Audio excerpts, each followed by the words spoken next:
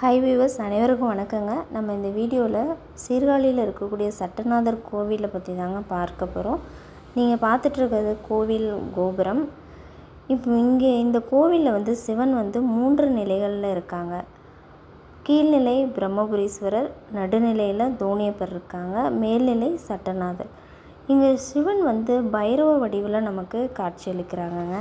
இந்த கோவிலோட சிறப்பு என்ன அப்படின்னு நம்ம பார்த்தோம்னா, நீண்ட நாட்களாக நடந்துகிட்ருக்க கோர்ட்டு கேஸ் முடிவடையுங்க, சொத்து தகராறு சரியாயிருங்க, அநியாயமாக போடப்பட்ட வழக்குகள்லாம் நீங்குங்க. இந்த கோயிலில் வெள்ளி மற்றும் அஷ்டமி நாட்களில் சிறப்பு வழிபாடுகள் நடைபெறுதுங்க.